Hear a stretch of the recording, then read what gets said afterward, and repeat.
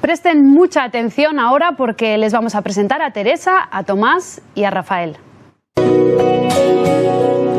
Infancia muy bien, lo que pasa es que luego cuando ya había determinados juegos que hacía con sus primos, notamos que había una pequeña diferencia entre cosas que hacían ellos y cosas que él no hacía. Las madres tenemos algo ahí que... Y nada, le hizo unas pruebas y al final la tercera prueba que le hizo fue eso. Y vi positivo de que es frágil. Él y yo nos abrazamos, mi hijo estaba dentro del coche, nos abrazamos llorando sin saber lo que... Claro, no sabíamos lo que era. Es una de tantas historias, la de miles de familias en las que uno de sus miembros tiene discapacidad intelectual. A las necesidades de todas las familias, las necesidades comunes, tienen que sumar algunas más. Por ejemplo, más dedicación en tiempo. Alguno normalmente tiene que dejar de trabajar, alguno de los progenitores. También en dinero, calculan que hasta 24.000 euros al año. Reclaman aspectos tan básicos como elegir el colegio al que van, acceder a la justicia. De todo ello, hoy en el Día Internacional de las Personas con Discapacidad, hablamos con la Asociación Plena Inclusión Aragón. Lo hacemos con su presidente, con Santiago Villanueva. Buenos días. Hola, muy buenos días. Y también con una madre, con María Asunción Tomás. Buenos días. Buenos días. María Asunción, ¿qué es lo más difícil? Lo más difícil es quizás sea asumirlo un poco cuando ya tienes otros hijos que están bien y llevar ese día a día. Y sobre todo que los demás acepten a tu hijo tal como es. La incomprensión social es uno de los retos todavía que abordar en este tema. Bueno, pues sí, una de las necesidades que normalmente también reclamamos las familias precisamente es ese, ¿no? La necesidad social, porque muchas veces, pues bueno, todavía tenemos dificultades pues para estar en las mismas condiciones que el resto, pues bueno, en lo que es el tema de relaciones, el tema de tal, muchas veces pues la propia discapacidad te obliga o te va arrinconando a tomar una determinada forma de vivir, y eso de todas maneras todavía es complicado a la hora de tener relaciones sociales. María Asunción, decíamos que es lo más difícil, pero y el primer paso, el primer obstáculo que uno se encuentra después de asumir la enfermedad que tiene su hijo. Pues el primer obstáculo es lo que he dicho, es que los demás lo acepten, porque los niños, que siempre decimos que son muy crueles, es así con estas personas, ¿eh? Entonces, para mí ha sido muy duro el que en los colegios que ha ido mi hijo ha tenido que sufrir. Vamos a dejarlo así. Hace falta hacer pedagogía, como en tantas cosas, pero en esto también. Mucha, porque los psicólogos te ayudan, pero el día a día es muy duro. El día a día es muy duro. ¿Cómo puede mejorar ese día a día en los centros educativos? ¿Con más apoyo psicológico o a lo mejor con algún tipo de atención más específica, no solo para la persona que tiene discapacidad intelectual, sino para el resto, a lo mejor para conseguir y para promover una mayor integración, hacer actividades entre todos? Yo creo que es esa la cuestión, que tienen que comprender o hacer comprender el profesorado a los alumnos que son personas iguales que los demás. Iguales, con distintas capacidades, pero que son iguales.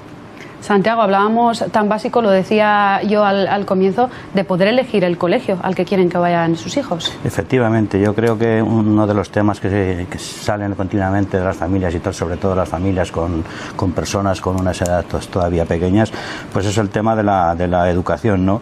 En Aragón, pues bueno, hay actualmente pues unos 1.200 niños con discapacidad intelectual escolarizados, ¿no? De ellos el 70% sí que es cierto que están escolarizados en la escuela ordinaria, pero bueno, no cuentan con los apoyos necesarios pues para tener esa inclusión, ¿no?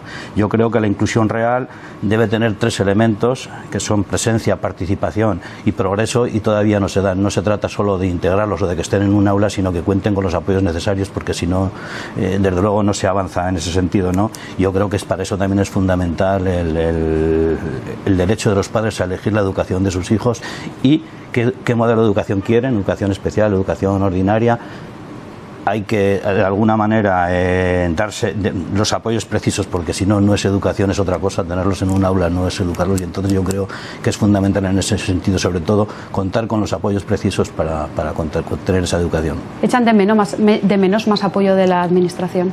Bueno, pues yo creo que en ese sentido sí que es cierto que bueno, con la administración pues hay dijéramos un intercambio fluido de intercambio, o sea, estamos una buena relación, pero desde luego en la discapacidad partimos estamos todavía muy atrasados, partimos de una base muy pequeña y todavía nos falta mucho para tener, dijéramos, una inclusión determinada o adecuada. Hablamos también de que se prolongue el tiempo de atención temprana, algo también tan básico como eso, porque hablamos de educación, pero también hablamos, por supuesto, de salud. Pues sí.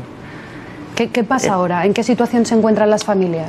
Vamos a ver, yo particularmente, mi hijo ya es mayor, entonces recibió su ayuda cuando era un niño en atención temprana, pero yo pienso que es que a estos niños es que les tendrían que facilitar un poco todo y hacerlos que sean por lo menos que se integren más en la sociedad, pienso yo. Mi hijo, yo he tenido la suerte de que después de buscar asociaciones, Plena Inclusión nos abrió tanto los brazos como sus puertas, y donde no lo acogieron a mi hijo, ellos lo acogieron. Entonces yo tengo que estar muy agradecida a Plena Inclusión de que le han ayudado a muchas cosas, no solo a tener relaciones con los demás, sino a formarlo y a que en estos momentos haya dado un cambio tremendo en que sea una persona más adulta y más feliz, sobre todo más feliz. Porque al final se nota un cambio. Sí, sí, sí. Mi hijo ha dado un cambio de 180 grados por lo menos. ¿Y en qué lo nota? Pues es mucho más abierto, es más comunicador, se relaciona con las personas. Era un chico que, por lo que le pasó, pues estaba siempre muy recluido en casa y ahora es feliz. A veces las asociaciones, el llamado tercer sector, tiene que cubrir las necesidades a las que no cubre, a donde no llega la administración. Sí, desde luego, bueno, yo creo que es fundamental el tercer sector, ¿no? Hasta ahora, bueno, prácticamente más del 50% de las familias se apoyan en el tercer sector, pues porque precisamente en la administración, en lo que sobre todo es a familias, pues no hay servicios todavía adecuados de familias, ¿no? Entonces, bueno, es en el tercer sector donde se apoyan. Con respecto a la atención temprana, sí que deberíamos decir que los módulos se tienen que adecuar a las necesidades, dijéramos, que tiene cada persona en tiempo y ratios, ¿no? Eso por una parte. Y por otra también yo creo que es fundamental contar con la opinión precisamente de los profesionales de las entidades del tercer sector en ese sentido, porque creo que son los que más conocen esas necesidades. Y desde luego lo fundamental en la atención temprana es atender a la persona en el momento que ya lo necesita, porque bueno, son edades muy pequeñas, es fundamental el tiempo y desde luego la vida de las personas no se puede parar hasta que tienen una plaza, ¿no? Yo creo que eso es fundamental. Y también reclaman más coordinación entre el salud y servicios sociales. A veces tienen que acudir hasta 8 especialistas y con su correspondiente documentación llevada esas 8 veces. Efectivamente, las familias muchas veces ya nos cansamos ya o estamos agotadas, ¿no?, de tener que ir de ventanilla en ventanilla. Es cierto que hay una media de 8 profesionales sanitarios los que tiene de cada familia, dijéramos, de media en que acudir, ¿no? Entonces es fundamental la coordinación y bueno, pues nosotros por los estudios que tenemos hechos, más del 80% de las familias precisamente están agotadas de tener que ir de ventanilla en ventanilla. Reclamamos una figura que precisamente orienta a las familias en ese sentido, la figura única, entonces ahí estamos reclamándola. Un esfuerzo que además de tiempo, de salud, también es económico. Hemos recogido una serie de datos que nos ofrecía la propia asociación Plena Inclusión. Las vamos a conocer enseguida respecto a todo lo que conlleva. Un esfuerzo económico, hablamos de más de 24.000 euros al año que tienen que hacer de esfuerzo. Más esfuerzo, pues que uno de los dos progenitores normalmente tiene que dejar de trabajar. No sé si fue su caso para poder atender a su hijo. Yo entonces no trabajaba, entonces me dediqué por completo a él y a mis 2 hijas también, claro. Claro, porque es que es la realidad de muchas familias. Me imagino que también los conocerá, donde uno de los progenitores o tiene que reducirse la jornada laboral o tiene que dejar de trabajar. Sí. Nos vamos a ir en directo porque una de las tareas pendientes es lograr la inclusión, lo estamos hablando, de las personas con discapacidad intelectual. Es lo que vamos a conocer ahora. Nos vamos hasta el centro que la Asociación Plena Inclusión tiene en Zaragoza, en el barrio de Lactur. Allí está Julián Flordelis y nos va a hablar de qué situación viven estas personas con discapacidad, porque solemos hablar de ellos, pero no con ellos. Efectivamente, y para conocer esta realidad es importantísimo hablar y dar voz a los protagonistas. Nos hemos trasladado hasta la sede de la Asociación Plena Inclusión para hablar con Eduardo Cantón. Muy buenos días, Eduardo. Hola, muy buenos días. Tú eres trabajador aquí en la asociación y queríamos preguntarte, ¿cuánto tiempo llevas ya aquí como trabajador? Llevo aquí como trabajador de Plena Inclusión Aragón desde hace 1 año. ¿Y cuál es la labor que desempeñas aquí en Plena Inclusión?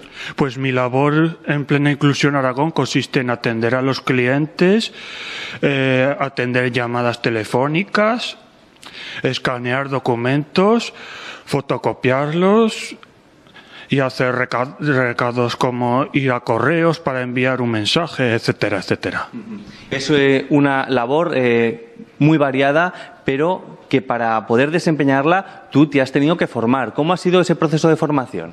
El proceso de formación ha sido bastante bueno, confiaron mucho en mí y me dieron esta oportunidad. Y tuviste que trabajar además con muchos programas de administración. ¿Es toda una formación como administrativo, de secretariado? Auxiliar administrativo. Y sí, también es de secretariado. Perdón, secretaría. Sí. Y Eduardo, 1 año nos dices que llevas aquí. ¿Cómo es la relación con tus compañeros y cómo te sientes tú desempeñando el trabajo que llevas a cabo aquí en Plena Inclusión? Pues con mis compañeros nuevos me llevo muy bien, hay buena comunicación, hay buena amistad, hay ganas de risas. Sobre todo con Esteban Corsino, que como pueden ver ustedes, es buen mentor. Y con todo el mundo fenomenal. Y la labor en mi trabajo es muy tranquila. Y en la vida no es todo trabajo, tú también tienes tus aficiones. ¿Qué es lo que te gusta hacer, Eduardo, cuando sales de tu trabajo? Por ejemplo, ¿qué aficiones? Pues mis aficiones son ver el Zaragoza, ver también National Geographic, que me interesa mucho, el increíble Dr. Paul. ¿Cómo ves la situación de Zaragoza? ¿Te puedo preguntar? Lo que usted quiera. ¿Cómo ves la situación del Real Zaragoza, Eduardo? Pues yo diría mediocre. Bueno, a ver si va mejorando, ¿verdad? Muchísimas gracias por este rato, por permitir conocer tu experiencia en esta asociación y decir que Eduardo tiene muchísimas capacidades y entre algunas que nos han sorprendido es su puntualidad, su escrupulosa educación en el trato y, sobre todo, una capacidad que tiene que es impecable corrigiendo ortografía y, de hecho, nos lo dice que a ver si los periodistas tenemos un poquito más de cuidado con las faltas de ortografía. Gracias, Julián. Pues vamos a tomar buena nota de ello. Hay que hacerlo y malos tiempos como zaragocista que le esperan a Eduardo. María Asunción, qué importante también es que tengan un trabajo, que tengan su rutina, que se relacionen también laboralmente. Es muy importante para estos chavales, muy importante, porque aparte es que ellos lo necesitan, ellos necesitan desarrollar todo lo que llevan dentro. Plena Inclusión en esto hace mucho hincapié, ¿verdad?, en la inserción laboral. Bueno, yo creo que es que el trabajo es la principal, dijéramos, fuente de inclusión de cualquier persona, ¿no? Y además es fundamental, sobre todo para las personas con discapacidad intelectual, porque, bueno, además yo creo que es una manera de adquirir más autonomía, que es una de sus principales dificultades, ¿no? Sí que es cierto que bueno, hay muchas dificultades, sobre todo ya de por regla general en la discapacidad en general, tiene dificultades en lo que es el acceso al empleo, pero la discapacidad intelectual todavía lo tiene mucho más. De hecho, es dentro del colectivo es la que más dificultades tiene.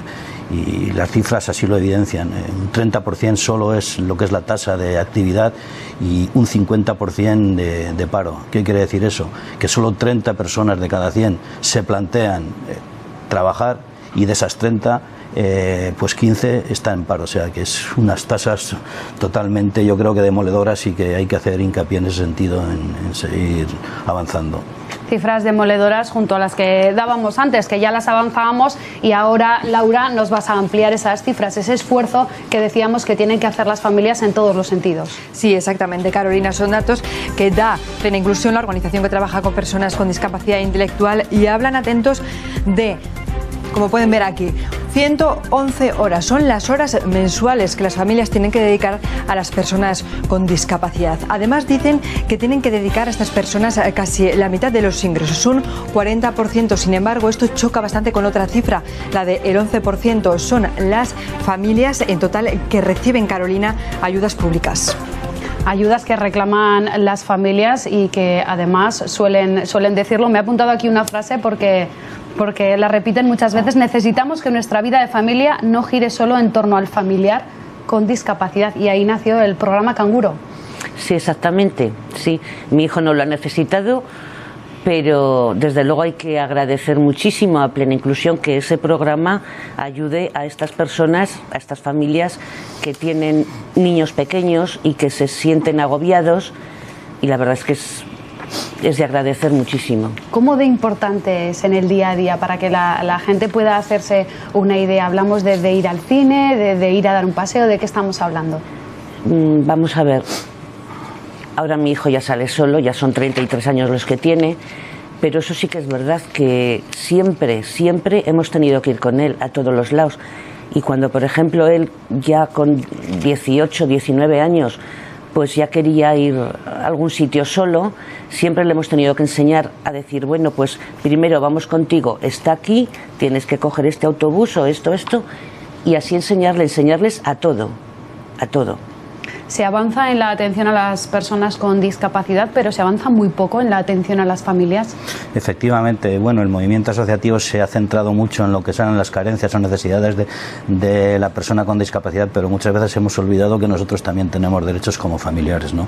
Y en ese sentido sí que se ha avanzado muy poco, muy poco. Bueno, ahí están las cifras. Tengo que decir que son 111 horas semanales, no mensuales, o sea, son 111 horas semanales, y yo creo que en ese sentido, pues bueno, el sobreesfuerzo que hacen las familias es importante, ¿no? Sobre todo las familias con personas con grandes necesidades de apoyo.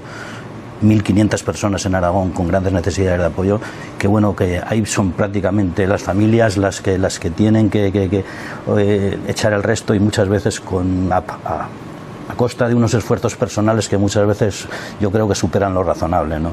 Y en ese sentido yo sí que es lo que decimos, necesidades materiales y recursos son los necesarios en ese sentido, y bueno, temas de conciliación, temas